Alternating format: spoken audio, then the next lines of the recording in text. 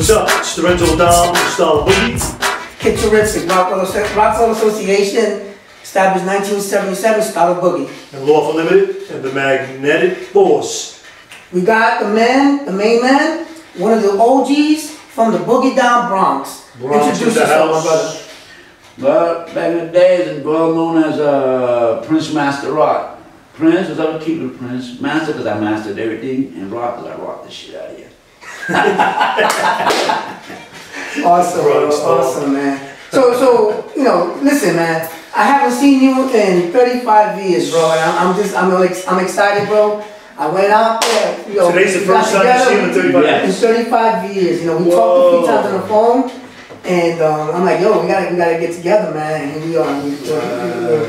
We're one family, man. Always, you know. So let me ask you guys a quick question. You guys dance together? You ever did? Not really, no. But battle? Not even. Maybe we'll battle today. I don't know. Just the same neighborhood. We were from the same neighborhood. You know, we were connected. Frost, that we were going to interview in the future. You know, they were cousins, and through Frost we became friends, and then. And he still is, because every time they go, they So anyway, we got you here, Prince, and we want to know more about you. And so, what was your first influences in, you know, beginning to do Electric Boogie, and you know, about what year did you kind of start? Like I started when I was John Travolta days, the salsa and the hustle. So that's like 77. 77. Yep. Well, John Travolta 77. Saturday Night Fever was 77. Saturday Night Fever, and staying alive, you know, and all of a sudden I started feeling that was a different move. I started feeling that, now looking at rerun, what's happening when he started doing that. Michael Jackson did the Done Robot thing. And then downtown I saw the man doing that Miami thing. I was like, putting this and this together. And of course, my master teacher, Bugs Bunny. Absolutely. Everybody. Remember Bugs Bunny doing the tuck? Yeah. That was the best tuck guy, bro. That was the best tuck guy. That was the king of the tuck. At first I thought there was a guy named Bugs Bunny that you were going to tell me about in the Bronx, but then I caught it. You're talking about the cartoon. Cartoon. And so I agree with you. We agree in a lot of the items that, you know, how our influences, and I get a lot of social media, a lot of guys from the West Coast that we copy the West Coast, and we, you know, a lot of that we learned from Soul Train, and I always argue that, and agree or disagree with me, that was only a small part of an influence to us. We watched Soul Train. It's not that we didn't, but we also watched American Bandstand. We watched movies. We watched cartoons. You know, we had Shields and Arnell. We had Marcel. We watched magic shows. We watched so many things that influenced us. And I know for a fact that in the heat of a battle, all that ran through my head, and I'm like, I'm gonna try this. I don't know if it's gonna work, but I'm gonna try it. And I did it, and I get all the oohs, right? And I knew, like, I got this. I got him with that, you know, because there was no, you know, at the time, heat of the battle is time to come up with something to dominate the opponent. I mean, do you agree or disagree with that? At the time when I used to do it for fun. I'm gonna smile at you, and I'm gonna keep smiling at you because I'm having a ball. I'm having a blast. At the time, like the battling, I didn't see it as battling. I didn't say I'm having fun with you. I just met you and you're dancing with me. Now you're going your best at me, and I don't see your best. I'm just seeing you having fun with me. So I'm gonna have fun with you. Guarantee, like I always say, every time I dance against someone, remember everything I did, because I'm not gonna do it again. And to this day, I still haven't done it again. There's only 2 or 3 steps that to this day I still do because I love it. My little kick, and everybody does that now. I don't know why, but everybody still does that. And my stomach routine. There's a few cats that did that. Yeah. But let me ask you the question I have, because when you say you started and you picked it up from this, so is it fair to say that, would you consider yourself one of the first Electric Boogie dancers, or did you see somebody else actually dancing Electric Boogie and then you started creating after? Because what we're trying to do is get to the origin of it. Bingo. there you go. You just hit the brain clicked up. The first guy I saw do Electric Boogie was White Boy Speed in Davidson Community Center. He got his white gloves, started doing it. We have to trace this lineage. Yep, he did the Egyptian and the wall with the cigarette flipping. Him. First kid, did I see the whole cigarette, not half a cigarette, the whole cigarette into the mouth, smoke come out, spit right back out, the whole cigarette.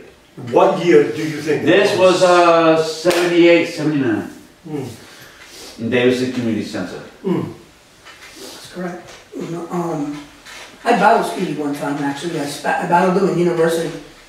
You know, I think we were even. When this is over, you got to show me. I think it was even. He'd probably say he beat me. I probably say I beat him. Yeah. But you know, our egos wouldn't let each other. You know, but it was on my turf. You know, I was actually with the Mexican crew at the time. Oh, okay. You know, I wasn't with the Mexican crew; they were there. Right, you were with him. Right, I was hanging out with them, and he came on our turf, and you know, I did my thing, and he did his thing, and you know, he took off. He took off because, again, he was on my turf. So at that time, you know, I don't think he wanted to. He wanted to stay around and find out what the refs. Right? Yeah. Okay, you go. But you know, it was a battle. It was a battle. It was a little intense, and it was fun. But see, what we're trying to do is this, right? There's two objectives that we're trying to get with the people that we're interviewing. One of them is, how did you start? Which you already said, you already saw White Boy Speedy, right? And where did it take you, in a sense? No, you know, when I saw, like I said, like, see, before we all went to that other way, then you finish that part. When I saw White Boy Speedy doing that, I was like, telling my brother, yo, that's what I do. My brother in, at the one's that, yeah, right. Dude, that's what I do. I already do that. He goes, huh? And I said, I was telling him, look, Bugs Bunny and all that. Remember when I was showing you that Bugs Bunny that eat agriculture, and then he's like, huh? And I was like, dude, I do that. He couldn't believe me. So I went down. Now, when I made a circle, and I see people cheering, that adrenaline that kicks into you, and everybody's happy, and then I'm like, huh? Always, that stood with me. The first time I ever did it, and I didn't know what I was doing. I had no idea I was doing it right. All I know, I felt good. When I felt the waving, I said, hey, my body feels, ooh, looks nice this way. I didn't know what was the name of it. Didn't know where it was going to go. It probably didn't even have a name yet. It probably wasn't even Electric Boogie. It was just waving and popping. Yeah. That's all we knew. We didn't know Electric Boogie. That word did not exist. It was just, oh look, we got a little popper. He already knows how to wave. See, and we just said that popping came after. Well, no. Popping to us was always a move. It wasn't a dance. Right, that's what I said. What I'm saying, it was always a move. It's one of the robot guys. You know, one of the guys that do the mimes. It was so different names. So when they labeled it Electric Boogie, it sounds nice because you are getting down. You look like you have your fingers shot, you're electric, and you're getting boogieing. Yeah. And I remember, right, because of the way you passed the waves, it was the electricity going through your body. That's where I thought the name originated from also. Well, that's where the electric came from. The boogie. Yeah, no, the boogie. The boogie came from the boogie down Bronx. We always called it the boogie down Bronx. So that's how the word electric boogie came to connect, in connection.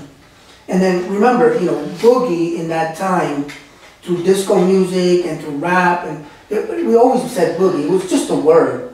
You know, we didn't really have a meaning for it other than dance. Boogie was like dance, you know, party. It was just dancing. So we did that. We did our dance through electricity. So, Prince, what we're trying to do is, right, there's a bunch of people that did what you did, what I did, what he did in different neighborhoods.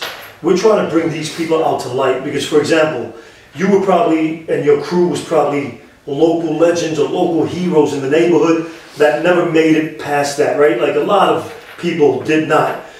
And what we're trying to give credit to is the people that were there, but never really went anywhere else with it. But these are the great stories, man. Like, you know, your neighborhood heroes that people would say, "Coño, I want to be just like Prince. Yeah. I want to be like them cats." You know what I'm saying? Yeah, and old school jams. Right, the old school jams. Yeah, because there's so many. And I say this that, you know, it's a shame that the world picked up these great dances and that are based out of New York, but only a small group of people have the credit for them. You know what I'm saying? Not being racist, look at the ones that did it. And the white boys that got a little flow and would change. Europeans are awesome. That's all you see. The single dancers that dance like myself, I ain't dancing with nobody. First time I ever came to dance was my brother Frost and Dr. Pop. Those were the first two guys I ever danced with. I always danced with them, but solo. He go do his thing. I don't know, he was magic balls. Yeah. You know. How can I say it? I got lost in the thought because I just thinking of him doing that shit. Making me laugh. I made your thinking process. Let me bring back. Yeah, he took me back to the days. That shit was funny though. I used to enjoy watching everybody dance. That was my get high. We were creative, man, and that's what it came out. Yeah, the essence of it is beautiful. I always try to be creative, and the magic stuff came from the boys' club. Remember the boys' club? Yeah. And there was a magician there, and he would teach us magic. So that's how I got the balls, and I used to throw the fire, the flame trick. I did the flames. I did. Yeah, that was through the trick. That was through the boys' club that we used to go there, and there was magicians there. There was also a clown, and the clown would teach us clown tricks and mime. And this is how we incorporated the miming into it. And that clown used to work. Forgot her name. It was a female. Yeah, she used to work for Ringling Brothers. She would come to the boys' club and teach us miming and clowning and stuff. And that's when we started doing the miming. Dance System 10 she took with her. We used to do the miming. So your crew, what was the name of your crew? All Star Rock. All Star Rock. So did you guys go beyond the neighborhood, or did you guys? No, we expanded a little. Right. We went to Roxy's. We performed in Roxy's. We performed a lot of places, but they didn't want my crew. Why is that? They wanted me. They were using me. Well, using them to get to me. I didn't appreciate that. A lot of us didn't. Come let me know. If my mind frame of now, back in the days, I would have left. No, we all talk about that. But, we all talk about that. I always say, now, these are my boys, I'm going to ride and die with them, and to date, they're still there for me. When I'm messed up down and brown, I know who's my boy, because that's someone standing there holding me up. And to date, I got a whole bunch of them. So the same guys you were with in this particular crew, you're still friends? They're still here? Yeah? 90% of them are locked up, but we stay in touch. Right. Interesting.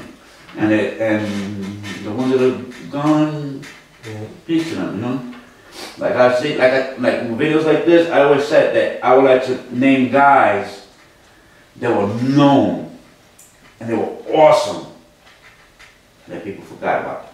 That's what we want. That's what we want to name them. You got Wiggles and Fables, they are awesome. Everybody knows their name. But what about the guys that were better than them? Then you got Papa Tron, Kid Cheat, Eric E, Kid Elastic, Video, what was that, Puppet Master. Wow, there's so many of them that, if I forget some of y'all, sorry, don't beat me up later, but there's a whole bunch of guys that I love to see them dance. It wasn't that, oh man, I'm better than him. I never believed I was better than nobody because there's always someone better than whom. Of course. And to this day, knock on wood, I never lost. So, Prince, another question. If you remember, because not every block was the same, but when you started dancing, more or less what age? You remember? 14, 13? I was 12. 12? I think 10 years old I started really getting into it. And was there any gangs influenced your neighborhood that influenced you guys? So you, or the only one that I know was Zulu. So there were no gangs? Yeah, the gangs, our gang was dancing. That was the best gang we ever had. Because everybody put down their chains, they put down their bats, Savage Skulls, all the guys that we grew up with. Now we were crew B-boys. And it was, the 80s was awesome. Like I say, when breakdancing stopped, they pulled a rug right from under him. I was telling him to come on his way. That felt, it hurt. Because I remember going to the clubs, no line, walk right in, oh, yo, come on fellas, they don't get on line. Going straight in. Don't pay, no nothing. Now they're paying us to go to their clubs. And they'll give us free water sometimes, and maybe even drinks. Well, no, I used to go, I got in everywhere for free. Going to the VIP I got in section. all those clubs for free, all of them. So I was lucky as well. That felt good. Yeah. Well, like I said, listen, we all had our 5 minutes or 15 minutes of fame in a sense. Absolutely. You know, but like the key element to what we're trying to do is all those guys that I know, if I went to your neighborhood and I asked somebody, oh, you guys remember the All City Rockers and Bob and them, or I mean Prince and them, they'll probably go, yeah, those cats. And that's what I want to do. And what was the neighborhood? What was your neighborhood? 180. 180 Coachella Parkway. Coachella? Yeah, we all Coachella Parkway. But the biggest crew there was 180 because it was all the blocks. And who was your rivals as far as other crews that were coming up? Rocksteady. Rocksteady, yeah. Rocksteady was in 183rd and Coachella. Right. So they were only a few blocks away from that area. And when you remember who was running it, do you remember who was In that area, the Bronx, it was Foodie, Aggie, and Buck 4 that was rocking that section there. Crazy Lads and all that from Manhattan, but they came down here and they hanged out. You know, like this. And because Buck 4's brother, blessed, they didn't really like us more. Because of me too. Because my first wife, so-called, having one of their cousins, so it made a big drama thing. I didn't even know what the hell was going on. I was like, yo, this one's a pussy. Oh, what's up? I'll never forget, they offered me to fight. I told her, yo, I'm going to take you home and I'm going to come back. I went back. I'm by myself. I didn't know that the whole neighborhood came behind me. Oh, I got this little knife that you open up and turns into a big sword like this. I just opened that little thing and she went swinging, and I was like, yo, who's the one that want to fight? Because I'm by myself and my little buddy right here. What's up? Ever since then, the B-boy thing got a little more popular, and everywhere we go, you'll see Rocksteady. There's always a Rocksteady Global, Rocksteady this, Rocksteady that. To this date, they swear that I was down with them. I was never down with Rocksteady. I'm not disrespecting their name, I'm not violating them. They were awesome in their time, but I was awesome in my time. I was never down with them. Roger that. And it made it clear at the time that we did a contest right there in Platona. What was it there? St. Martin's. St. Martin's, yeah. We had mad battles in there. Awesome. They did a contest for us, and because we didn't mention the name, that's when I took their boys. I took Dr. Pop and Frost. We came up with the name Mechanical Trio. We said that name, and we didn't add Rocksteady or Hoppy to it. What happened? Lights out. They cut us off. Wow. They ain't even let us dance. I was like, this is a mother. Wow. I was like, wow, okay, no problem. So you started seeing the change Yeah. when those groups started getting bigger? Yeah. It started changing more, like the drug game came in and they messed everything up. Yeah. Absolutely. It took a lot of good guys Oh out. man, they destroyed a lot of good fellas from nothing. Yeah. Not the ones that started getting high, the ones that started selling. Those were the ones that were killing each other for nickels and dimes. Because the niggas that I knew were selling metric tons. Mansion buildings that they said, oh, yes, one of my buildings. Not, oh, this is my corner, this is my property. You're fighting? Bye. Yeah. You know? And I used to work, remember, ran the old bakery, right around the corner. I used to live around the corner, go to work. When they sold the company, it was a wrap. I didn't know what to do. That's where Frost used to work at too, right? Yep. So I used to go early in the morning sometimes, just to eat warm bread. Hot bread, yeah. Like, you Frost, you there? And we'll be out at a jam all night long, drinking, whatever. We go there, yo, you Frost, you working? Boom, a loaf of bread. Yeah, nice calientito, you know, nice and warm, melts in your mouth, delicious. Man. So Prince, when was the last time you remember dancing? And how, you know, was it a Oh, day, man, you know? dancing, the last time I remember dancing, honestly, it was last week. Yeah, no, but I mean back in the day. No, back in the day. At a competitive level. Yeah, at a competitive, you know. Oh, wow. What was your last gig? I remember mine. Last time I performed was at the Northern Lights, 1986. That's when I retired. I stopped dancing. Wow, that was one, I think it was in Washington. Was it Washington? Or Japan. Wow, it's been that long. But you toured, you were able to tour because of... Yeah, by myself. Yeah. I never toured with a crew or, you know, a group. I had, my manager had a beautiful contract for me. I loved it. $1,500. 15 minutes of my time dancing. If I didn't dance that month, I still get that $1,500. That was the deal. If I did not make your mouth drop or scream, I gotta pay you. So I was guaranteed I gotta have to come up with something to make you smile and laugh. My last gig was with Dominatrix. Well, I toured with her. No, I remember when you started, we did the Underground. Right, we did one show with her, The Underground. but she took me all up and down Long Island, up and down the Northeast.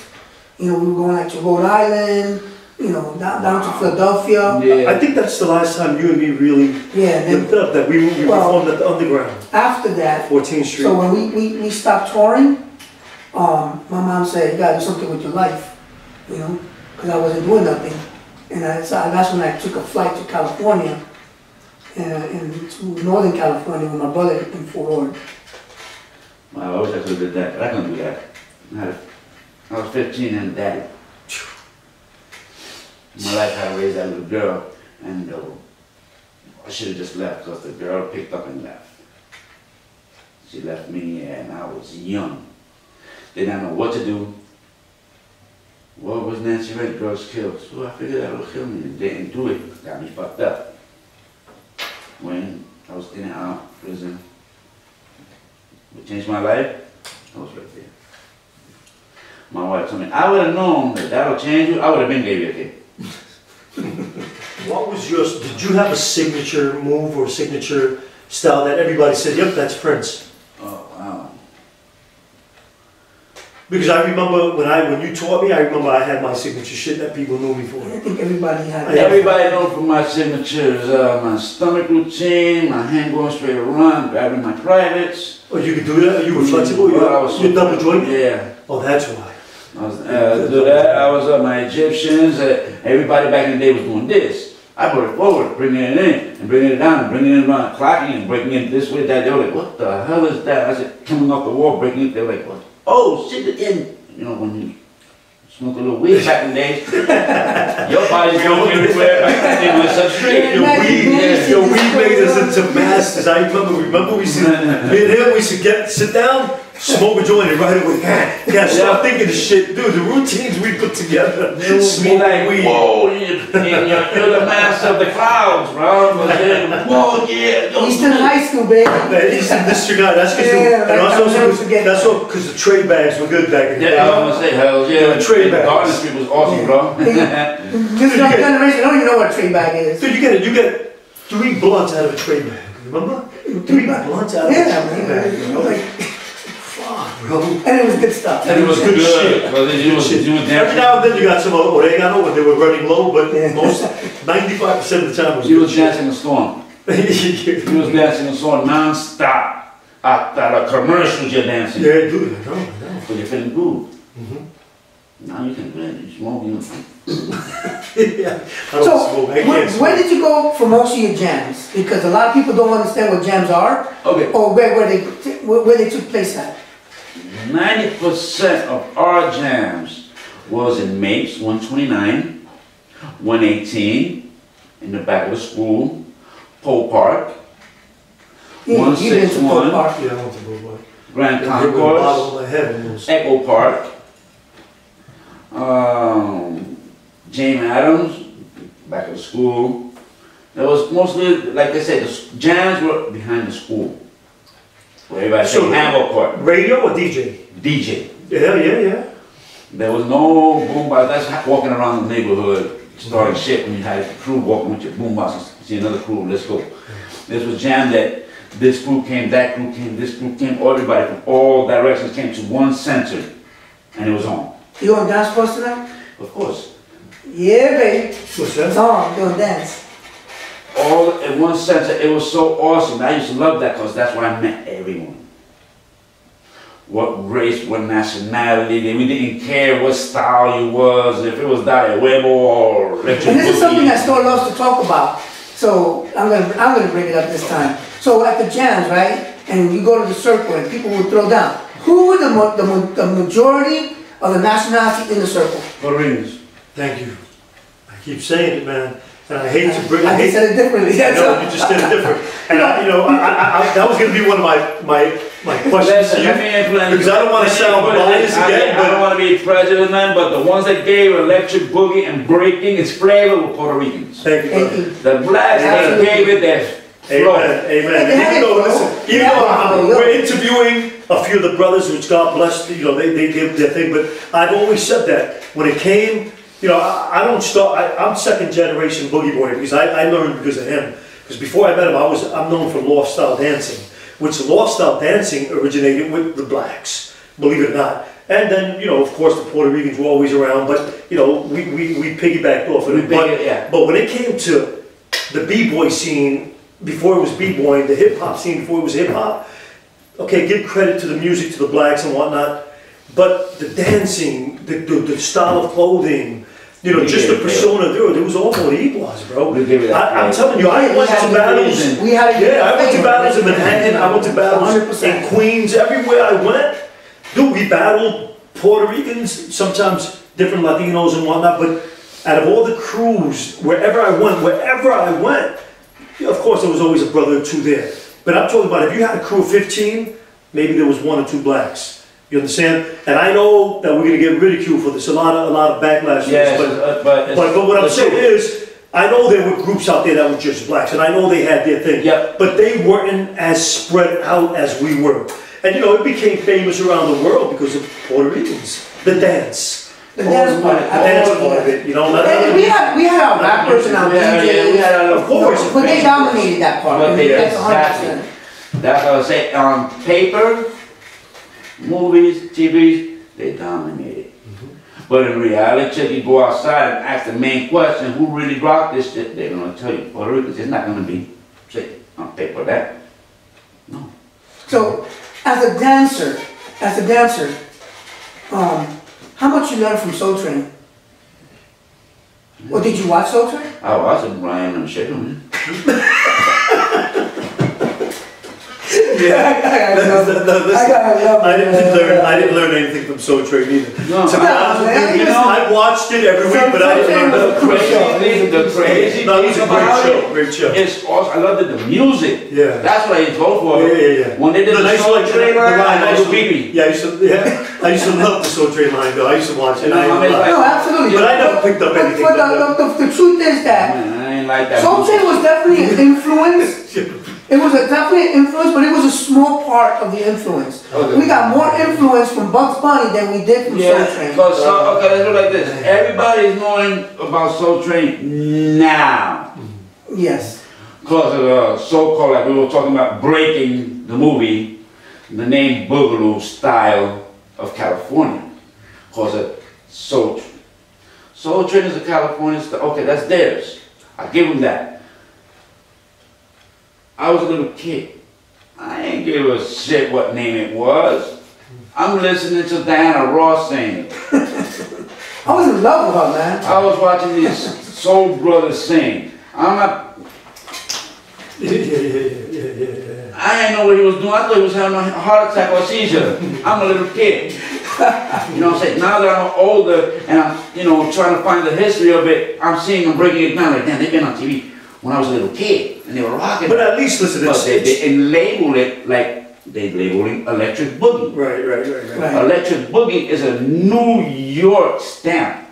Yeah, Absolutely. And it's strictly from the Boogie Down Bronx. But so is And it's connected. So is And it's hip-hop. connected to hip hop. So is hip-hop. And it's connected to Yeah. hip hop. To the Bronx. Electric Boogie was part of hip hop. Period. There was no way around that one. It is And still a lot of people out there think that Electric Boogie is not a real style, but it is a style. In fact, it's everything put together into hip hop, and that's how we. Listen, kid, there's going to be plenty of people that we're going to interview that swear like we do, that Electric Boogie was a style. I don't know where it comes from now. I haven't even really heard anybody saying it's not. Maybe you're getting more wind of it than I am on social media, but how could people say it wasn't? My name was Boogie Store. Look, huh?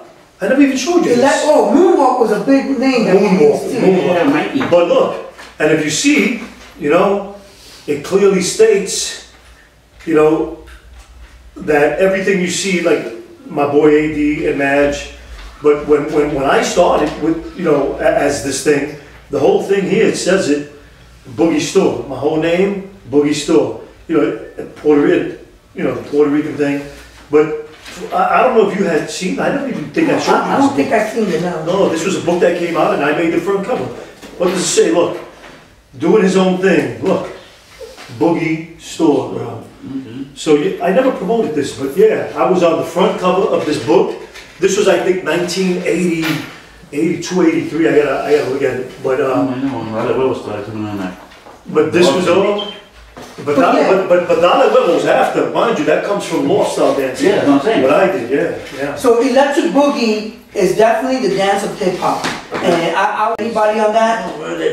On that, not that, whatever California was doing, they were doing it, but it wasn't hip hop. They were doing whatever California was doing, and in New York, we wasn't really paying attention to what California was doing. We were paying attention to what we were doing over here, and it had a lot to do with the music, with the style that we did, the b-boy style, the way we dressed, the way we walked, the way we talked, and the way we danced. That's what's the whole b-boy hip-hop scene. Prince, my last question to you, well, it's going to be a two-part. One of them is, did you know anybody from Brooklyn back in the days? Where everything was Bronx?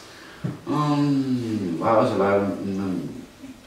No. Nope. All right, good enough. So my last question, which is the one we always kind of try to finalize, is so with everything that's given everything that we said, where would you want to be put on the map as far as people knowing you? You know, when we start airing this, you know, what do you want people to remember your neighborhood as? Like, you know, were you guys the heroes of your neighborhoods? Were you guys the ones people wanted to be like in your neighborhood? You know, was it your crew that did that? It was all our crews that did that. It wasn't one. It wasn't one. It was everybody. Because like I said, 180th is a very long, big family. We was known as a big family because when we went to one jam, we all backed each other up when it came down to dancing.